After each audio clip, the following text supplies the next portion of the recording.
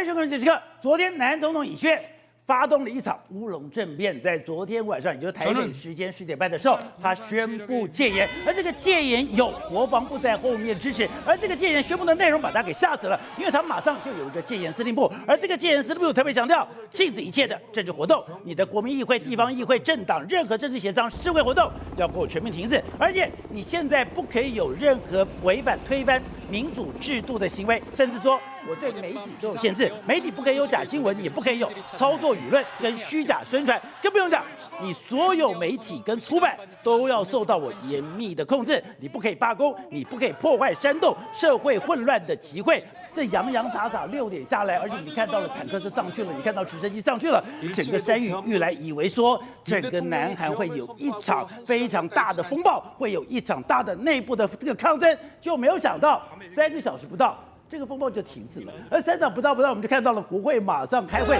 ，300个议员里面有190个人推翻了这个决议，而且尹锡悦马上也就是接受了以后就宣布解严，而且妙的是，在尹锡悦都还没有宣布解严的时候，这些军队竟然就已经回到岗位，甚至还有军人直接向人民鞠躬。大家想说你在搞什么？你今天戒严不是儿戏，戒严是一个天大地大的事情。你今天尹锡悦怎么会贸然做这个动作？而你在贸然做这个动作的时候，你居然完全没有办法掌控军队，你居然完全没有办法掌握这个社会。所以你尹锡悦到底在搞什么？后来我们再进一步了解，才知道原来尹锡悦在这一段时间里面，他就像一个过街老鼠，他现在已经坐困愁城，整个在野党十面埋伏，不断的对他进行攻击，你知道吗？没有想到尹锡悦他现在的声望只剩下17%。现在在国会网站里面有一个弹劾尹锡悦的这个联署，这个联署在南韩里面太可怕了，已经有超过140万人联署，要求立刻弹劾尹锡悦。甚至我们看到了在野党在今年4月取得了一个绝对多数了以后，不断的对在野的这些执政党进行弹劾，而在尹锡悦任内，整个弹劾的次数已经高达了22次。更不用讲，现在尹锡悦最受不了是他的老婆，他的漂亮老婆现在可能有牢狱之灾，因为现在有越来越多不利的资料针对他的太太而来，而这些东西看起来他已经无法抵挡了。如果再这样持续下去的话，他坐牢势不可免。所以现在有人认为说，尹锡悦到后来他完全狗急跳墙，他最后完全孤注一掷的关键就是冲冠一怒为红颜，因为他必须要保住他的太太。但没有想到，当他做了这个决定了以后，把自己大雄西蒙给盖住了。为什么西蒙盖住？因为现在所有人都已经要切割了，现在整个南韩群情激愤，现在所有人都认为。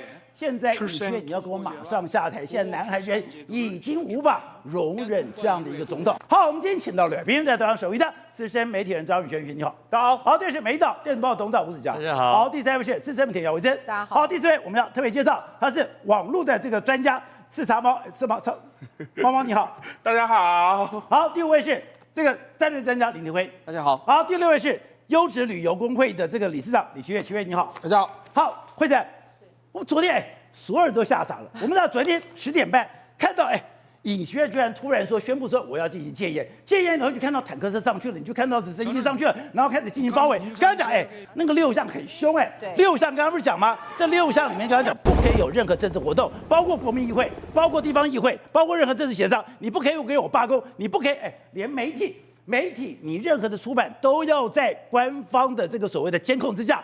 你想说？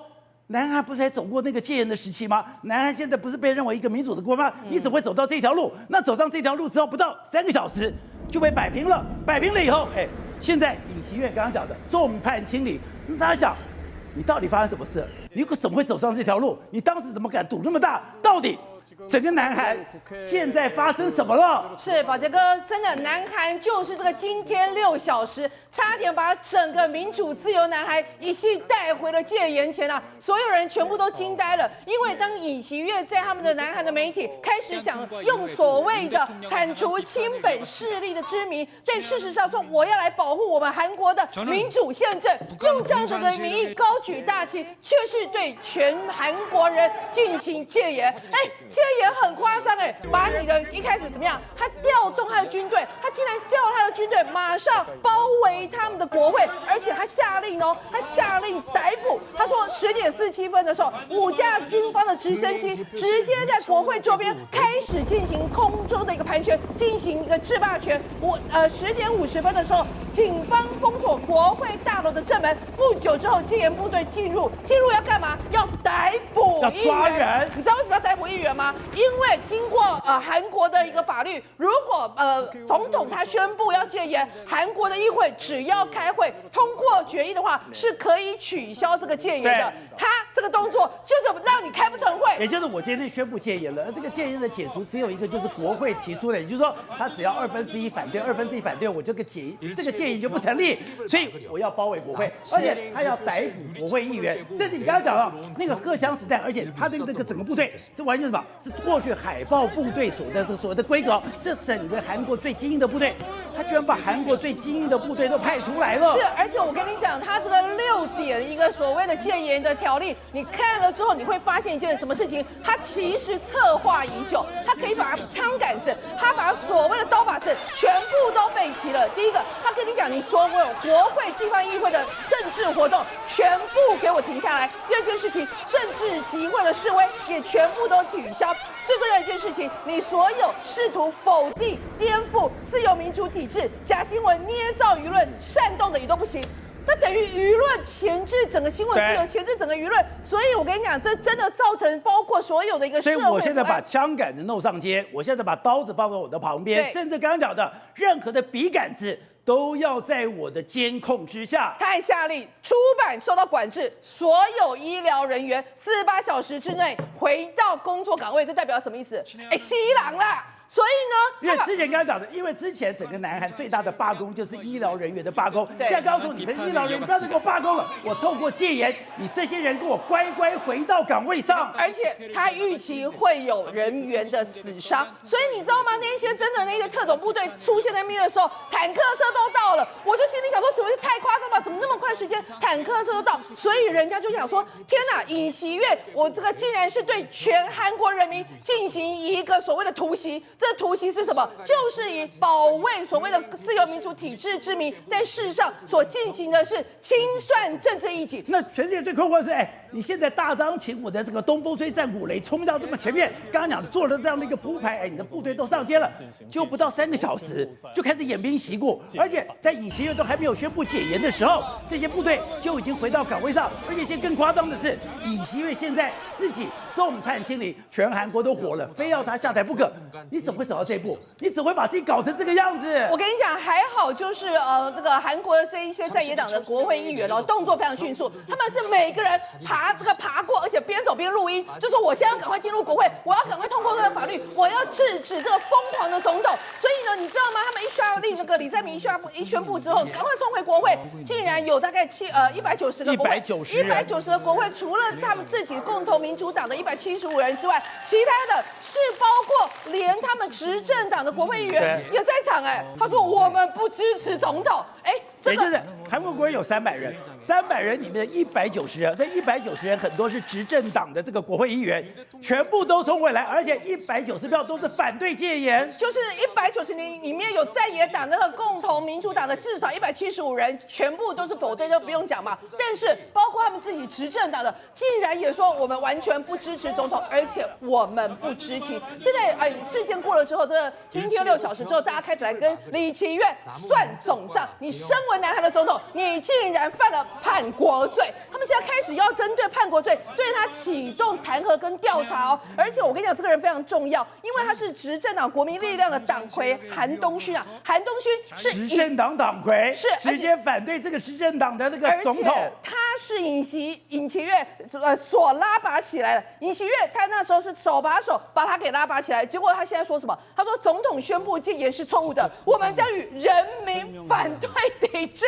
所以连你自己的执政党里面都不对你投下所谓的不信任票、反对票的情况之下，你尹锡悦真的是众叛亲离。而且执政党在这个党魁还怎么讲？他说，身为执政党的党代表，我们今天对这样的状况对全民感到抱歉。更重要的是什么？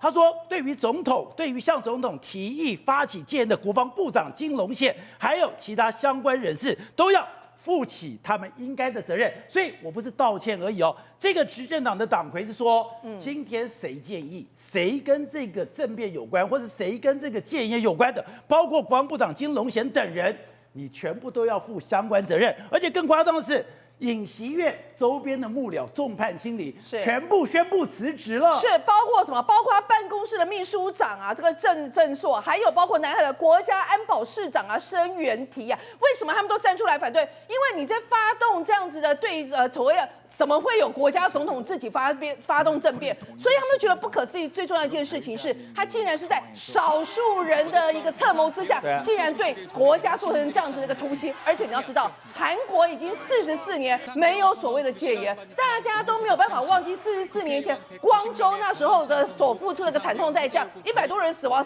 ，400多人到目前为止还下落不明。所以韩国是为了这样子的社会，为了这样戒严，付出过非常惨痛的代价。如今你突然之间儿戏化，说一句戒严就戒严，搞得全韩国人全部都反他。而且昨天的场景开始也慢慢被恢复了，他是9点半的时候宣布戒严，宣布戒严的时候8点钟的时候就把他的内阁的主要的成员就找来，主要成员没有人知道总统要干什么，他们到了现场以后门关了以后才知道说总统要戒严，他们其实以为不可。他们说，但是尹锡悦的态度非常的坚定，但是尹锡悦完全不容挑战。而这不容挑战跟非常坚定有2个关键人物，哪2个关键人物？跟他们讲的就是国防部长金龙宪，还有行政安全部的长官李相明，这2个人是全力支持这个所谓的尹锡悦。所以现在看起来，不是尹锡悦要倒大霉，他面临弹劾，他要面临下台，他面临牢狱之灾。现在连国防部长跟行政安全部长官都会出事了。是宝杰哥，你知道这3个人是什么吗？叛国铁三角。他们现在开始追究，到底是谁谋生出这样子的一个荒谬的一个戒严的想法？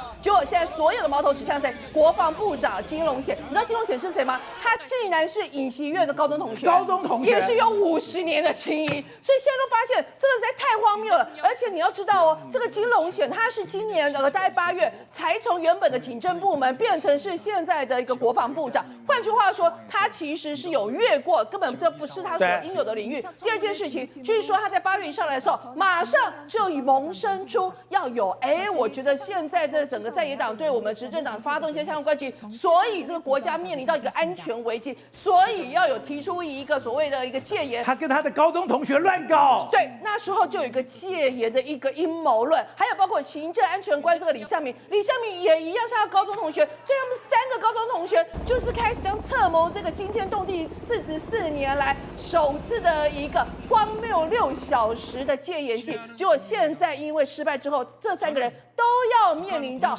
韩国包括司法以及人民的挞伐。是，所以南韩的这个乌龙这边里面，我觉得也展现了南韩人，也太彪悍了。导播，我们看了。今天有一个画面，这个画面现在在全世界，你知道在抓那个枪的是一个女主播，她现在是民主党的这个发言人。当你现在军队把枪才刚拿出来，就火大说你干什么？你怎么可以把这个枪对向人民？然后就开始骂这些军人，你看吧，这么样的剽悍，把那个南韩的民风剽悍。你从这一次我们讲的整个戒严事情就看到为什么？因为不只是所有的议员第一线冲到这边，直接要翻墙，要越过禁区里面，就是要坚持要开会，直接完全无视于军方跟警方组长，连一般的老百姓，我们讲刚刚看到那个主播对不对？他是一个前主播。他们讲安贵里，他现在整个爆红，为什么？因为他当第一线的时候呢，他发现说，这个军警人员他这个枪宝德哥你不要开玩笑，你知道那个枪是实弹上膛的上膛就是对着人民对着所有的来这边前来抗议围观的群众。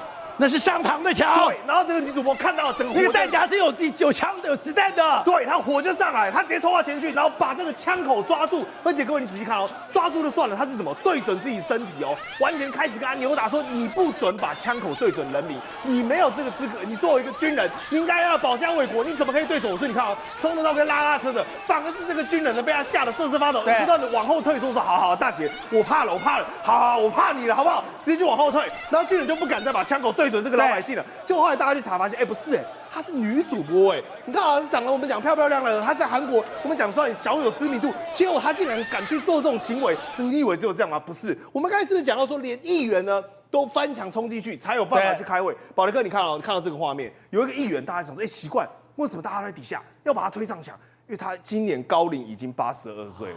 82岁的高龄，然后他还要爬墙过去，他其实没有差这一票，你知道吗？因为189票一定会过啊，但是他就说不行，我一定要坚持去。结果你知道吗？等到他爬进去了，老苗都被 Huki 啊，整个人躺在那边累得要死，因为他想说我就坚持要进去。他们讲说太猛了，因为82都这么猛。但我讲不只是这样，刚刚讲到一个是议员，一个是主播，那我们现在讲到是什么？妇女，不是这个最厉害，他居然就躺在车子底下，对，他就 over my dead body， 有胆你就给我开过去，因为这个车辆是什么呢？是军队护送的车辆，所以他等于就是说，哎呀，这个军队车辆我就不要让你们运送，我不要让你过去，我宁愿呢，我就整个人哦，各位，他不是躺在前面而已，他这个进阶版，他整个人躺到车子底下，那个像公车车门，我规两个都赔，我就都来对，所以你就知道，南韩哦根本不需要我们讲什么军队什么警察，光是人民哦看到这些人用肉身都敢跟他们拼搏，而且刚刚讲的这个真的已经惹毛了整个南韩人。南韩刚刚讲，你现在的朝鲜日报全部都说，全部都在骂尹锡悦，现在已经不分东西南北男女老幼，全部都说尹锡悦你给我下台。我们刚刚讲嘛，尹锡悦最近其实压力已经很大了。第一个是他的民调其实在节节下滑，他的民调在这个11月初的时候，干嘛只剩下多少？你知道吗？只剩下20%，后来没有多久只剩下17%。如果现在在做的话，他大概只剩下等于10%都不到，10%不到。现在不是说你18的民调低哦，是要你马上下台，甚至整个韩国最大的工会现在全部大罢工。大罢工的是一个唯一的诉求，就是尹锡悦不下台，我们不复工。把那个南韩是一个我们讲民主自尊心非常强的一个国家，而尹锡悦做出这种戒严的举动，等于是什么？让他们在国际上呢丢尽了颜面。所以当然他这个人不只得要下台，后续绝对包括什么叛国罪，甚至相关的罪责，绝对会有司法的审判。那为什么会这样讲呢？因为你想想看哦，当今天尹锡悦他的民调只有17%，而且呢他在任内他整个政府我们刚才讲到被弹劾22次，甚至他的预算被大砍4兆。换言之，讨厌度一个75%的，我讲的不是柯文哲，我讲的是尹锡悦哦，他是什么？全民都已经唾弃的一个人了，但理由当然很简单嘛，讨厌度75%，对，比柯文哲还高，所以代表一件事情嘛，就是因为他老婆，所以本来你就已经失尽民心了，结果你在失尽民心，你为了力挽狂澜、背水一战的状况之下，你竟然孤注一掷，把我们南韩的人呢全部拖下去。所以有人知道，当时在外面包围的不只是刚才讲到那个女主播，群众呢他是自动自发，大家都已经群聚在那边，因为那个时候没时间动员嘛。他一宣布之后，一群我们讲的自发性民众就围在那边。宝剑你知道围在那边他开始在骂什么吗？骂什么 ？Saki， 然后不然就骂什么西班牙。我说西班牙了，就开始脏话不断的骂，就说你这个臭小鬼，你这个兔崽子，你这个狗崽子，就开始对尹锡悦痛骂。所以你知道，对他们而言呢，如果你政治人物已经失去民心，他们根本就没有把你放在眼里。好，辉正，当时里面还有一个非常关键的人物，就是他的太太。对，现在有人讲说，他今天会做这样的一个动作，是阴谋在献金讨红，打开公公，哇，就奇差没了，我作为国总统，你作为总统，你不能保护我；你作为总统，结果我要坐牢了；你作为总统，我跟着你，我没有飞黄腾达，结果我今天要落这么惨。他说，因为这样子打刚那圣金讨轰，他为了要救他老婆，才出此下策，搞了半天。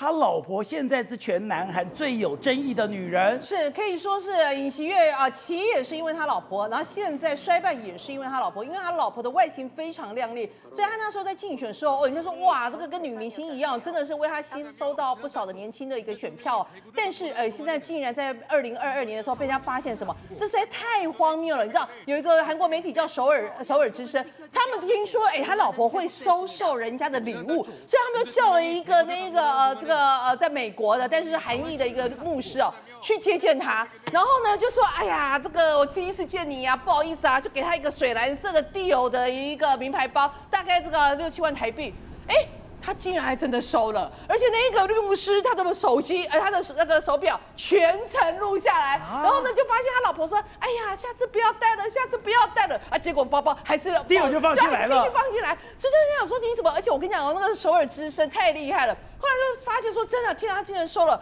马上没有那个隔1、2天，马上去举报说他竟然收受这个，因为他们有一个规定，好像不能超过750块美金还多少，他竟然收了那个是2000多块美金的包，然后因为这样子一个Dior包就开始烧起了整个尹锡悦的一个政治危机。那你想说，他好像也是一个包而已吧，有那么严重？我跟你讲，他犯了就开始跟他算总账，他老婆从2009年到2012年就有涉及炒股，跟她闺蜜在炒股，然后炒了，还赚了好几亿的多少钱，反正就是赚很多钱。所以后来人家发说，天哪，这个真是金氏第一夫人。后来大家看这个过程里面发现，他竟然有夫人干政的问题。对，而且在整个南韩里面的人事，很多的政策，很多事情他居然是他老婆说了算。而这些资料出来以后，南韩就炸锅了。我跟你讲，本来大家只是把它当成就是说啊，这太荒谬，然后但是他的民调就越来越掉。可是我跟你讲，真正犯的一个大错误是什么？尹锡悦竟然为了救妻开始干预司法，他现在就变成说，他们的特别检察官在今年8月跟10月的时候，2度对刚刚讲的这些案子竟然是不起诉处分。后来那个现在新上来的这个所谓的在野党的国会议员就发动一个特别调查，而且要通过一个他的相关法案，就是要办他。结果他竟然用他的否决权又驳掉之后，他心想说，这个他们也跟他杠上，我就是要办你老婆，所以即将要在12月不知道10几号，就在这个月。对，所以为什么讲说今天他发动了这个戒严，就跟他老婆有关系？因为如果我今天不做这个动作，我老婆过不了12月。我老婆很容易就被抓出去了，而且我跟你讲，真的就是一个嚣张跋扈的女人，后面就有一个位阶非常高的男人啊。他老婆就是这样，他老婆到处去恐吓别人。现在因为他不是被恐吓别人，对，因为记者不是踢爆他吗？他就说：“我告诉你啊，你再继续写的话，你会被抓去关，反正就无所不用其极。”然后现在变成人家都直接说，他老婆已经是变成他政治上的一个最大的负资产。好，所以齐远。这样讲，你们现在有很多团都在韩国，真的惊天动地，24小时把你们给吓坏了。可是你讲，你们现在传出来消息已经恢复平静了。可是就算恢复平静，你说南韩人非常剽悍到，现在他们的最大工会已经讲了，如果尹锡悦不下台，他们不会复工；如果不复工，他会走上街头。如果走上街头，你说韩国现在经济已经很惨了，他们现在刚刚讲的，他们现在的所谓的石化业现在已经都亏损了，他们现在钢铁业也受损了，他们现在很多的这个所谓的3C产业也受到了这个影响。如果今天再走上街头，你说你们观光业根本就不敢去了。其实呢，昨天晚上一个戒严令一发布之后呢，我马上打电话给我们公司的同事，为什么？因为我公司有2个旅行团，总共60个人，就在首尔，就住在明洞。我打给我同事说，你们那边状况怎么样？他说呢，他觉得说一看到新闻就大家吓到，为什么？他说呢，难怪他觉得说，昨天下午就看到路边有军车，军人开始换装。他等于说是晚上9点半的时候宣布这个戒严，可是他下午其实军车军人都在动作，所以一宣布之后，所有军车全部开出来，表示什么？他都已经策划好了。可是呢，瞒着所有人呢，大家都不知道他干嘛。对，所以呢，他一宣布之后，所有军人上街。这个时候，昨天晚上真的大家小道消息之多啊！韩国当地的导游说，网络上面一堆留言说呢，可能明天开始11点会宵禁，所有的场所要关掉。然后呢，如果说呢这个事情呢，万一没有弄好的话，他可能孤注一掷，他故意跟北韩在边境做冲突，他要把这个压力卸锅，卸到北韩去打仗了。对，所以当时昨天晚上大家想说，哇，后面会变怎么样啊？还想说团会不会回不来？然后呢，后来发现好像没有那么严重，因为他宣布的这个过程当中没有说哪边管制，哪边都没有讲。结果呢，到半夜取消了。结果呢，今天呢，我们同事呢就传回他们在乐园的画面，舞照跳，马照跑。这是你们传的画面？对，这个我同事呢，今天呢就请他拍一下目前在明洞的状况，去乐天乐园的状况。当地不是只有旅行团。当地韩国民众呢也上街了，对，所以说呢感觉上好像舞照跳马照跑，舞照跳马照跑，军车没了，军车也没了，所以说整个画面呢回复到之后的一片祥和。可是，在这样子一片祥和的后面，我们其实蛮担心。你会怕？担心什么？因为他的这个民族老总呢，就是他最大的工会组合呢，说了无限期罢工，直到他下台。而且这个工会罢工之后，我们最担心什么？从罢工潮变成抗议潮。如果说从罢工潮变抗议潮的时候，真的，他那个韩国人的示威抗议游行跟我们台湾的概念不一样啊，他很凶的，非常非常凶悍。记得我们是不是也曾经抗议过什么莱猪啦，抗议过美牛，对不对？好。韩国在08年的时候，李明博上任，他们当时在抗议什么？抗议美牛的时候，那战役之惨烈，怎么惨烈法呢？他们是几乎是上100万人次的示威抗议游行不断之外，他们的游行呢，没有像我们这样举举标语喊口号，那个是10块玻璃瓶，然后拿着那个长长的那个木棍，上面钉满了铁钉，还有燃烧弹，还有燃烧弹，跟着军警在对干，军警的盾牌、枪支全部都出来的，催泪弹、水柱满天飞，很多人受伤死亡。他们是这样子在冲，而且冲到最后什么？冲到最后，李明博政府因为这样子内阁总辞，就知道他们的整个示威抗议游行强度呢很强。好，这是08年、17年呢，朴槿惠上任的时候，他是什么？因为反课纲游行，也是整个几万人这样一直上街，所以呢，只要到了这个阶段，跟你讲，整个韩国每次只要韩国大示威，旅行团不敢去，不是只有台湾团。是很多国家的团呢，一看到示威就马上抽团，所以呢，我们现在注意就是说，万一从大罢工变成了大抗议的时候，那整个韩国旅行业会遭到严重的打击。好，所以吴董，昨天刚刚讲的，他的戒严不是嘴巴说说的，戒严是真的坦克上去了，直升机也出来了，而这个时候你就会发现。只要韩国动到军队，有一个地方的角色就出来了，美军的角色。美军事先知道吗？那美军事先如果不知道，怎么韩国的军队敢这样动？那如果美军知道，又怎么可能让他这样动嘞？我觉得我要跟各位所有的观众分析一下哈，他这次用的是用戒严令。对，戒严令跟过去一般的罢工不一样，过去罢工完了就是一个活动结束。那你知道戒严令的6个小时之中是什么状况？我们现在先想。6个小时之中，我先第一个问题我问你，在驻韩美军有3万人，在这个戒严令下的时候，这美军现在在哪？对，美军是什么？你什么角色？你什么态度？你现在我们都当过兵了，当有这种情况的话，很简单，驻韩美军的总司令官一定召回所有的部队。对，因为你戒严了嘛，我把我部队全部召回。对，然后这样怎么做？战备，美军一定战备，韩国本身的部队一定战备。那还有第二个更可怕，北朝鲜的部队怎么办？哎，你在搞戒严，我怎么知道你下面你要干嘛？所以他一定戒严，他一定战备。他这个战备起来的时候，联动到哪里，你知道吧？中国在濒临的部队，通也要动，也要动。日本也动，包括我们台湾昨天的状况，一定是在我们的所有的防空系统，包括我们的雷达系统，一定全面监控，那个不要谈的。对，整个东北亚昨天的6个小时，不是看电视上看的敲桌子打板凳的。俄罗斯会不会动？会动，一定会动嘛。所以整个的全部的空中卫星的警戒是全面启动，然后美军是更紧张，为什么？美军在韩国现在是有，不知道现在还在不在？对，但是有核子有核子弹头，有攻击潜舰，有核子弹头。这个开玩笑，这大条台阶啊！我也不要管你这个戒严是你家的事情，就是这个联动的关系，整个东北亚是全面性的紧张。因为我是金正恩，我在家睡觉，你再给我搞戒严，对，然后我能继续睡得下去吗？当然睡不着，不可能嘛！我一定全面部队全个战备。等着你的动态，有机会我就打你，没有机会我就准备你来打我，一定是这样子的嘛。好，那这个解释完，那好，第二个问题，那么严重的状况，美军会事先不知道吗？美军一定知道啊，当然知道，美军不然不会让你动嘛。美军不可能让你动这个事情，那美军怎么会让他动呢？不，所以很简单嘛，大家都有所图谋嘛，这不是简单的一件事情啊，当然是有所图谋。美军想在里面。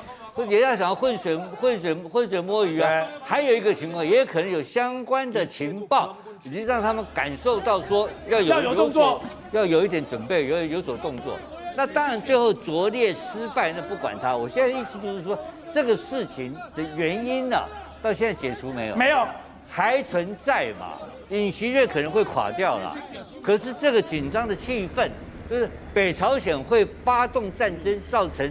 朝鲜半岛造成东北亚的紧张，这个事实是不是存在？存在。所以这个局是全面牵动，而且这个时机，你看没有？1月20号，川普接任，对，交接的时候，你认为这是偶然的吗？不是吗？当然不是偶然嘛。而且我问你嘛，是谁先发动的嘛？12月2号，在野党退回总预算嘛，对，总预算，然后全部又改成全民，像以后是每个月还是每一年多少100万韩元嘛，他全部开始发大撒币嘛，哎，在野党主控的国家总预算呢，这跟台湾情况像不像？